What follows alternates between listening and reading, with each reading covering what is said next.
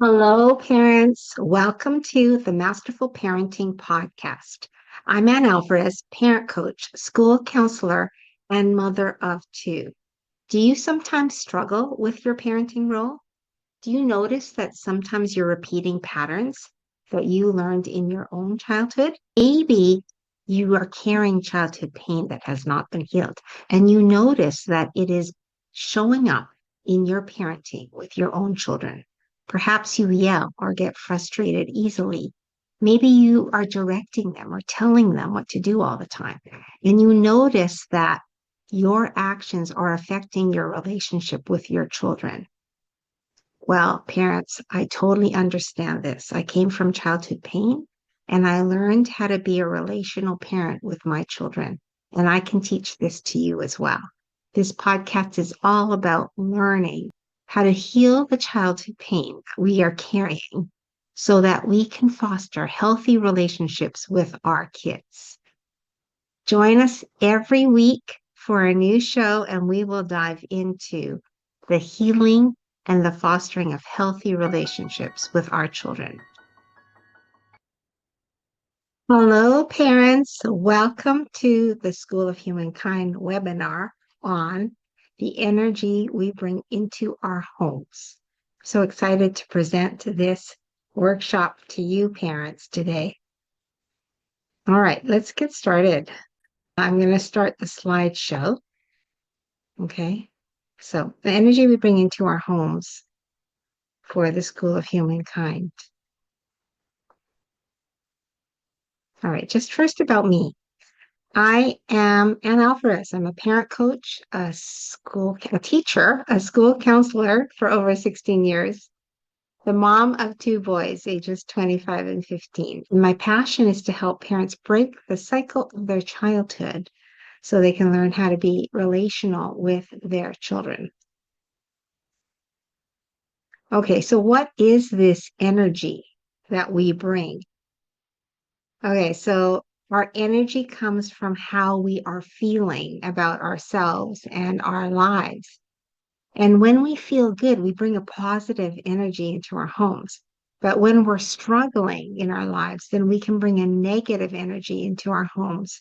And the energy we bring into our homes has a powerful influence on the emotional climate, relationships, and overall well-being of everyone who lives there.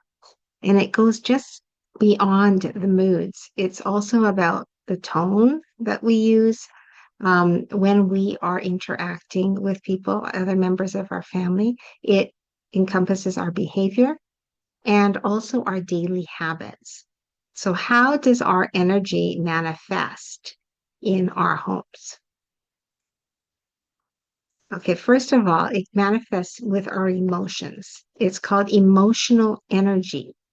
So we ask ourselves, how am I feeling?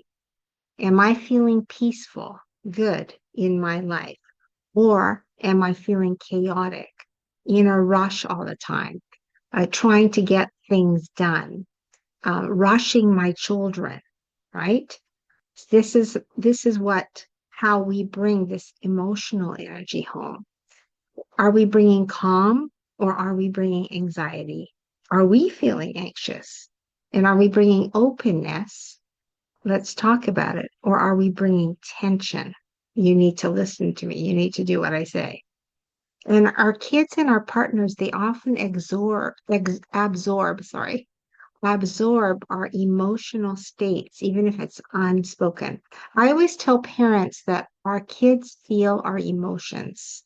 So when we're sad, they feel it. When we're mad, they feel it.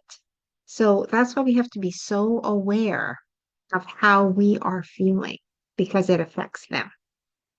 And we have to consistently model emotional regulation, staying in control of our emotions so that we are not yelling and we're not screaming and we're not demanding, but that we have patience and empathy and forgiveness.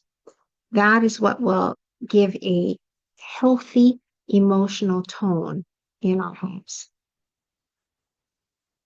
There's also physical energy.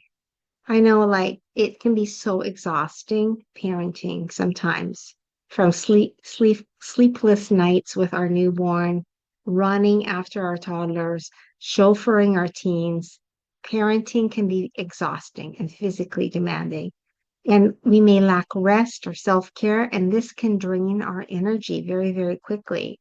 When we are depleted physically, then we may become resentful and we cannot give our children what they truly need. So, how do we take care of our physical energy? We need to rest when we can. If you're a new mom or new dad, you need to sleep when baby's sleeping. You need to take time to rest and release other obligations. You need to give yourself the message that you don't have to do it all and things can wait. It can wait, you know? It doesn't have to be a clean house. Dinner can wait because I need to take a 15-minute nap, or the laundry can wait, right? So you don't have to do it all, and it can wait is going to help you to pay attention to your physical needs. Monitor your sleep, making sure that you're sleeping enough, that you're eating well, and that you're exercising. And if you make a routine of it, then it will just be like brushing your teeth every day. It's something that you just do without even really thinking about it. And we have to role model self-care to our kids because when we take care of ourselves, we're not only good for our kids, but we're also teaching them that they need to take care of themselves. We also have this mental energy, right? When we get home, we're distracted. Maybe the house is really noisy. Maybe the house is really messy. Maybe we feel overwhelmed because we had a hard day at work and then we're coming home to a home that's very active. And maybe we're not as present or attentive because we haven't taken that mental break from work, transitioning into the home life. Are we mentally available to engage in meaningfully, or are we just reacting, right? We want to make sure that we are mentally capable of interacting with our kids in an attentive way. And making decisions, problem solving, managing schedules, helping with homework all take a toll on our mental energy. So, what can we do? We have to stay consistent with our boundaries, right? Like maybe I can't do everything today. Maybe I can only do one or two things. We have to be flexible in our day too, because if our kids need help in something, then maybe we can't get another thing done. We have to have self-discipline, right? So that we are taking mental breaks, right? When we feel like we're drained mentally. And we have to make sure that we are prioritizing or valuing our mental state, right? That we are not getting overwhelmed, that we take things off the plate if it's too much, or that we are attentive fully to our children. And we can say, let me just finish with this, and then, honey, I'll listen to your story, right? That we're aware that our attentiveness to our kids is super, super important. And then we have this intentional presence or spiritual energy. And the energy of attention, that means listening and noticing and being fully there. And it takes practice and it takes time, but sometimes we need to take a moment to be fully attentive to what is my body telling me right now? Why do I feel tense? Noticing things that are happening in your energy level and being fully present communicates love more than any material gesture. We need to remember that listening and paying attention super important for our kids. And we need to be taking in moments, being in the present and not expecting perfection. Okay. We have to be teaching values, purpose, and empathy and kindness. All of this draws into a spiritual energy.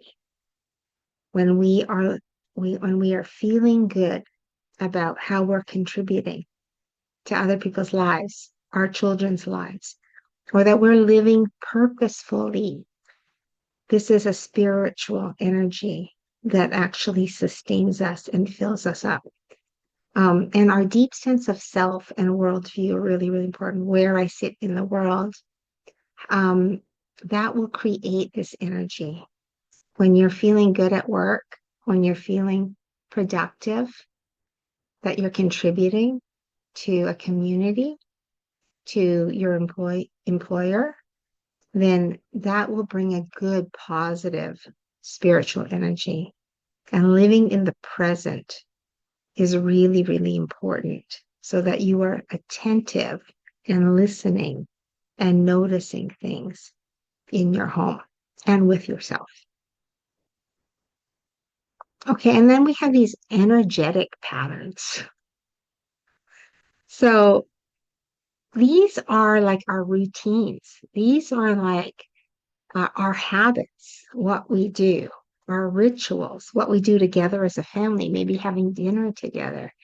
Maybe you end the day with a bedtime story or morning hugs, and you keep this rhythm that supports your children with this emotional safety and bonding time, right? For me, it was like tucking in my kids to bed, reading a story, um, having dinner together to talk, having these kinds of get-togethers, right?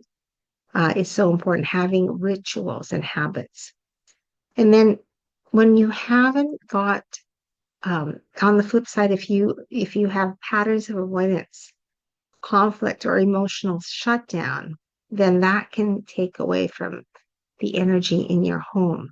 So maybe you don't want to talk about it and you walk away when there's a conflict. Or maybe you're the one that starts the conflict, right? Like, I want to deal with this now. I want to know about this now. Tell me what's happening, with your children, with your teenagers, especially. Or maybe you just shut down and you don't have the energy to talk about it, to talk things through. That creates this unsafe and um, unstable kind of energy environment in our homes. It's essential to replenish our energy. We cannot give from an empty tank. We have to fill up the tank. And that means we need to rest. We need support when we're feeling overwhelmed from our spouse or from family members or friends. And we need to adopt self-care and have healthy boundaries so that we do not suffer parent burnout. Again, you can't pour from an empty cup, applies here. So our energy will be uplifted when we take care of ourselves and we feel full and purposeful in our lives.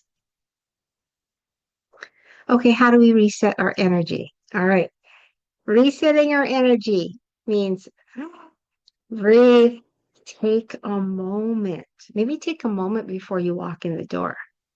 Say, okay, I'm going to feel good today. I'm going to be excited to see my children and my husband, or a spouse. And once you have grounded yourself and taken that moment, then you can walk through the door of your home with a different, more calm energy. And also decluttering really helps. Decluttering the mind, decluttering your surroundings, decluttering emotionally, okay, takes our energy, lifts our energy up when we declutter. So you might want to set aside time to just really like clean everything up that's things, the backpacks where they're supposed to be, put things where they should be. Even you can even get your kids to help you. Let's declutter. It will make the energy of the home much better. Do you want to help me? Um, and then the emotional part, letting go of things that you cannot control. Like most things we cannot control. We can't control reactions from other people. We can't control what people say or what people do. The only thing we have control over is ourselves.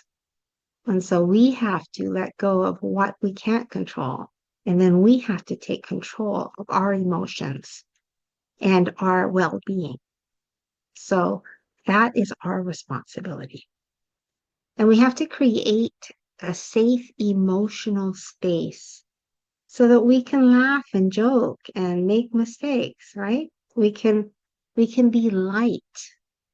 When we are light with our kids, then our kids are more relaxed. Then our kids feel safe. Then our kids will open up and bond with us. But when we're tense, when we're angry, when we ignore them, when we don't want to talk to them, when we're demanding and reprimanding and punishing, then our children don't feel safe to tell us anything, especially if we're not hearing them. So we have to create this emotional safety because it's healthy, right? Being tense, being overreactive, punishing, all of this is not a healthy environment to raise children if you want healthy children. So if you want healthy children, then you have to monitor yourself, that you're not so uptight, that you're light, that you can laugh, that your kids can make mistakes and you're not going to flip out, right? This is how we reset our energy. So I'm going to be calm in this moment. I'm going to make things light. I'm going to have fun with my kids. I'm going to enjoy them. I'm going to look for the good in them. This all resets our energy. And we need to reflect regularly. What energy am I contributing to my home right now? What is the energy that I'm bringing in? Right? Because we're the leaders of our homes and we are bringing in energy to our homes. Okay. We don't want worrying energy either. That's the other thing I was going to say. Parents, we worry, right? But we don't want worrying energy in our homes. So we need to take care of that. We need to say, it's going to be okay. Things are going to work out. We are protected. We have to have those kinds of conversations with ourselves so we can bring in a confident, calm energy for our children. Okay. All right. So you also have to be mindful of the relationship you have with yourself. Because when you have a good relationship with yourself, that means you like yourself. You have compassion when you make mistakes. You give yourself rest when you need it. And you remember who you were before you became a parent. Maybe the passions you had, the dreams you had, the goals you had. Maybe you still want to write a bucket list of things that you want to do still in your life. Because parenthood should not stop you from going for your dreams. When we go for our dreams, we allow our children, we give permission for our children to live their dreams, and we role model being in that element, that passion of our lives, and it fuels them to pursue their passions and their dreams. And we have to allow ourselves to make mistakes because we'll make mistakes. Nobody is perfect. No parent is perfect. I am certainly not perfect, even though I'm a parent coach. So I forgive myself when I make a mistake, and I forgive my children when they make a mistake, and I apologize to my children if I've hurt them, right? This is having a good relationship with your kids and also with yourself. And you need to find joy every day. Find your joy because your joy will bring a joyful energy into your homes. So maybe there's something you really enjoy. Maybe it's knitting or cooking or listening to music or painting or reading, something that you look forward to doing every day. Incorporate that in your life, and then you will start to feel more joy in your life. All right. Okay. So that's the webinar, parents. I hope that was good for you. I just want to let you know that I am a parent coach. So I teach relational parenting to parents, but I also have a really awesome online course called the Masterful Parenting Program. And it covers 3 units. It covers healing your childhood, building connection with our kids, and also learning ways to communicate with your children in a more relational way. So this is what I do.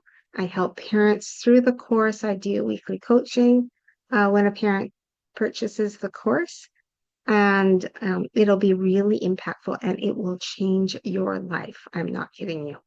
It'll change your parenting life. Okay. And then we have time for parent questions. But before we do that, I just want to let you know how you can reach me. You can email me at masterfulparenting@outlook.com. You can check out my course on the School of Humankind website, and you can actually access it there. And also, I have a website, www.annealvares.com. I also have some free things. I have a podcast and a YouTube channel. So, Masterful Parenting Podcast and at Masterful Parenting on YouTube. All right, parents, that is the end of our webinar. So I am going to stop the recording or stop the video so parents can ask questions privately. Just want to say thank you so much for joining today. And I hope that you are going to be able to use this information and be more mindful of the energy that you're bringing into your homes. Take care, parents. Thank you, parents, for joining the show today. I hope it was valuable and that you have some useful tools to use with your children. If this show blessed you or changed you in any way, I would appreciate a review on my podcast, or subscribe to my YouTube channel, or perhaps you could even recommend our Masterful Parenting to your family and friends. Thank you so much, parents.